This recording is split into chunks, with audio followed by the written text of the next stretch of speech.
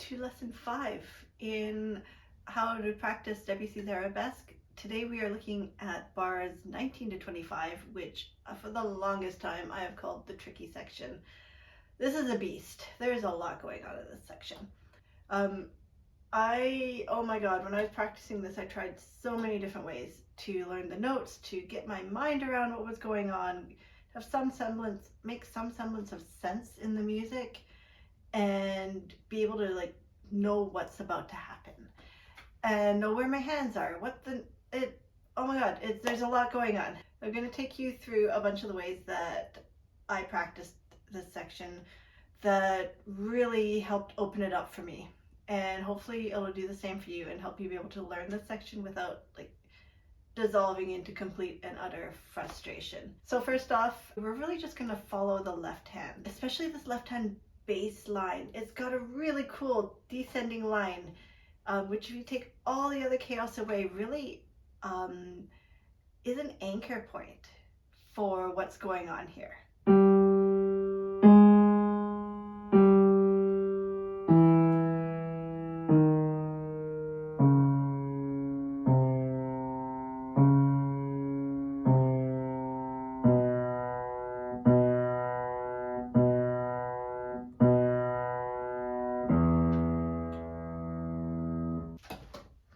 Okay, so we're really taking a journey down the piano in this section.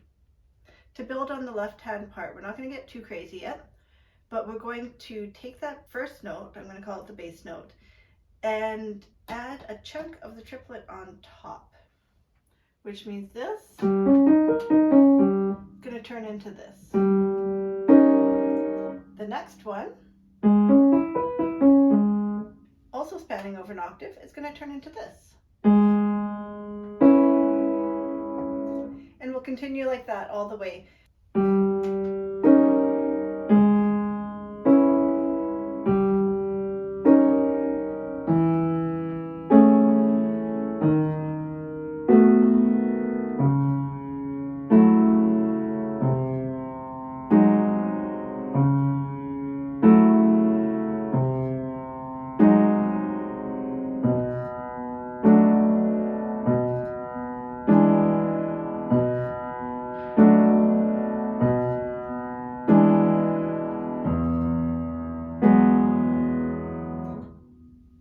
So if you're feeling that's well within your grasp, or you just want an extra challenge and you want to add a bit more musicality to this exercise of practice, which I absolutely love. It motivates me because chunking out a left hand like that I find boring, and I'm just never going to do it. So let's add the right hand in.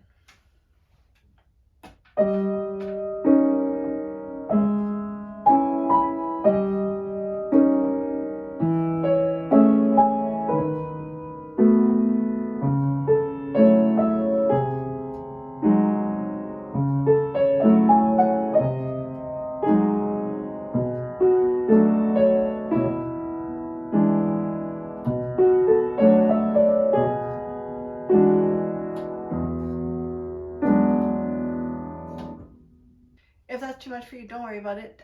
Just practice the left hand, or move on to the next exercise and you can do a bit of a hybrid.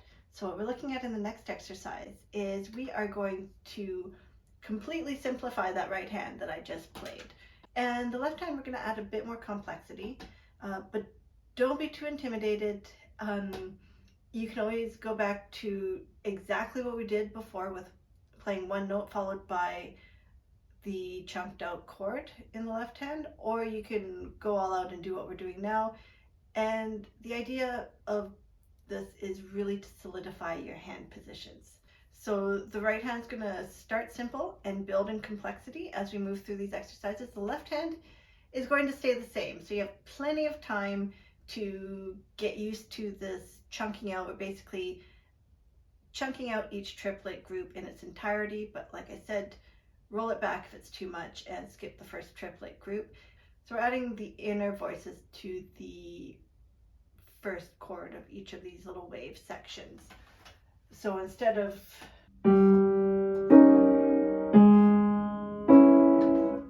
we're going to go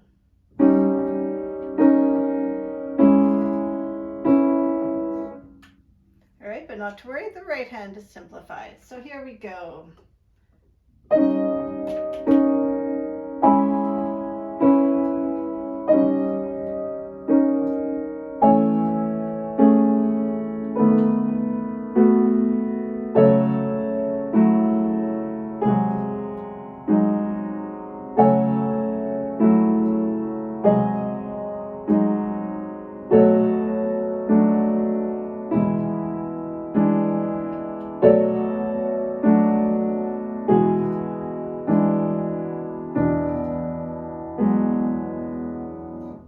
Okay, so let's look at what's going on in these chords. The inner voices are the same.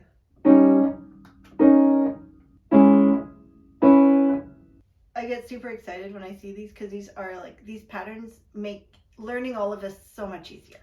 Because seriously, now we're not learning 6 notes. 6 notes of a triplet up, triplet down. Once we learn the first 4, the last 2 are repeat, and it means they're this anchor. They're an anchor for the hand position. So even though you're spanning this octave, you've got the center that you're moving around. So if we look at the whole section, it's really cool. Look at this.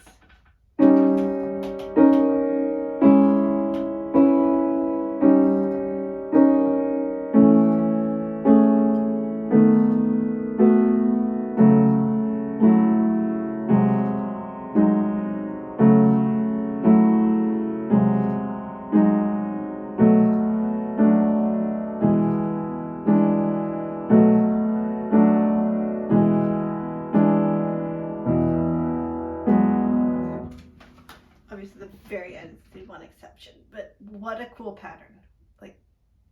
Seriously, what a cool pattern. The other pattern we've got here is the hands are very much moving a bit up and a bit down together. It's not a 1-to-1 ratio, but if you look at the overall pattern of this section, especially when it's chunked out in chords like this, you can really see how that works. And actually I'm getting ahead of myself because that already brings us to what I'm going to call exercise 2B, which is coordinating the movement of both hands. So just like I said, we're going to keep doing the left hand the same way we did it. Now we're going to break up the right hand just a little bit more. We're going to break it up into quarter note chunks. We're still very much chunking it out. Again, if this is too much, just keep doing the previous exercise as long as you need. This one though is going to add a little bit of complexity without getting thrown too much in the deep end. And the coolest thing with doing this next level of breaking up the right hand but still chunking both hands together is we really do see this parallel motion between the hands.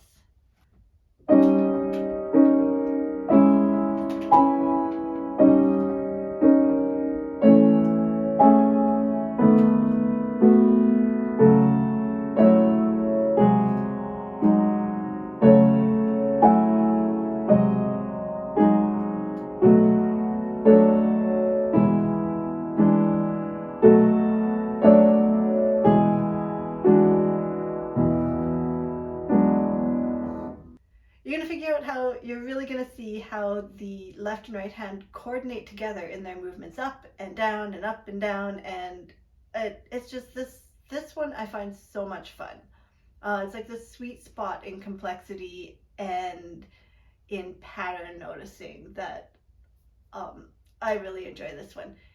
But that does bring us to the next exercise, which is going to be layering, again, another level of complexity onto the right hand. So we're now fully playing this as the right hand as it's written. The left hand's still going to play the same chunks. So your quest with this exercise is really going to be to play it as musically as possible. Yes, your left hand's playing in chunks. It is solid chords. That doesn't mean it doesn't have to be musical. It's going to be heavy to start. Yes, that's how we learn. We need that heaviness as our brains figure out where, and our fingers figure out where they're going on the piano. But your goal at this point is hopefully you're getting more comfortable with the left hand in these solid chunks. And now it's how do you make the whole beautiful, because your right hand is now playing the melody as it's written.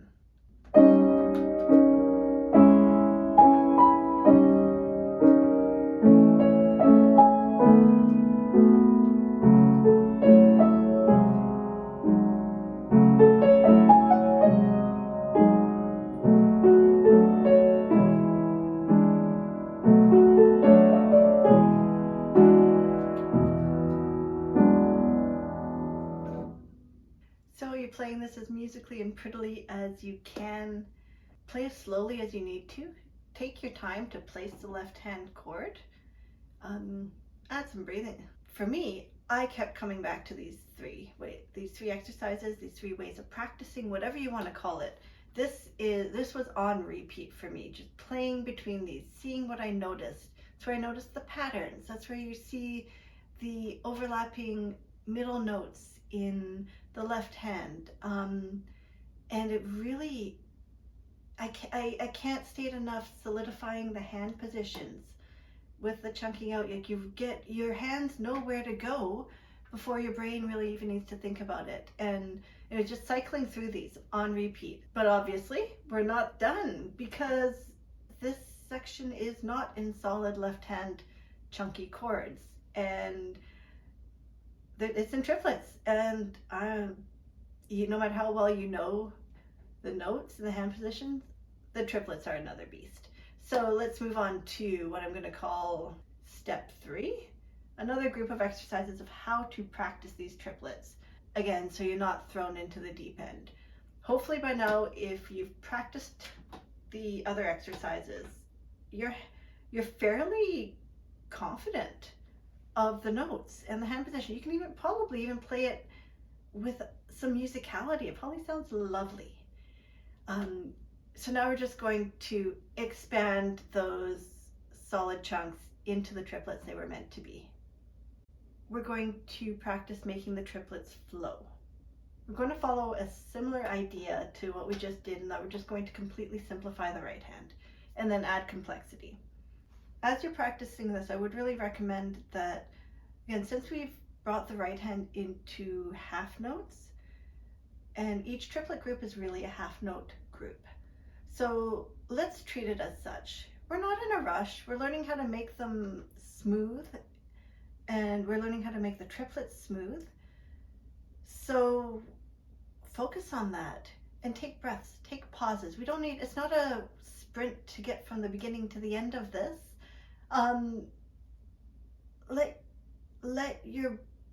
Let yourself learn, is what I'm trying to say. It's just give yourself some grace. So we're going to play it, and then just take a little breath, get recalibrated.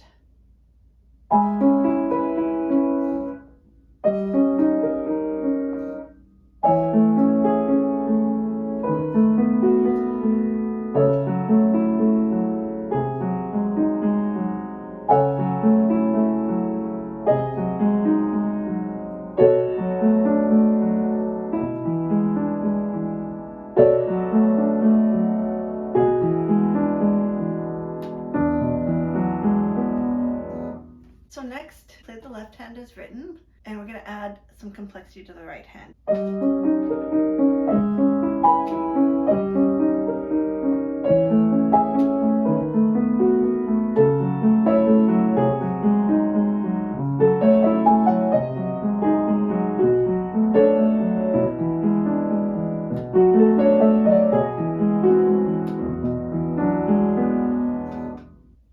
And that's it. Just keep on keeping on. Keep going back to the other sections. Keep going back to the other exercises. The solid chord chunks, oh my God, life-changing. Taking breaths before you switch to a new group of triplets. Get yourself set up and give yourself that space and time to go up and down. And when you're feeling comfortable, you're ready to play it the way it's written. So again, please remember there's a link in the description below if you want to download these exercises. There's a lot in this one. This is a beast of a lesson. And it can help to have it super visual. If not, I've been putting that on the screen. You're good to go with that. So in honor of this broken triplet pattern that we have in the left hand, we're moving down the piano and a bit up. We are going to do a technique side quest today, broken triplets going up the scale. So what that will look like, we're going to just do this in C major. The idea is, if you don't want to get deep in the nitty gritty of practicing something, you can do a little technique side quest, focus on these triplets completely removed from the song. I love it. It's something you can just sit down and do. and then walk away from the piano. As a mom, like sometimes that's the sum total of the practice I will get in a single session. So we're going to do a broken triplet up starting in C major. Fair enough. Now we're going to move up one key to D, and we're going to do a broken triplet in D major. And we're going to move up to E, the next note of the scale. Then F, then G, then A, broken triplet in A major, B for B major, then to C. Then if you feel like it, we can go down again. C,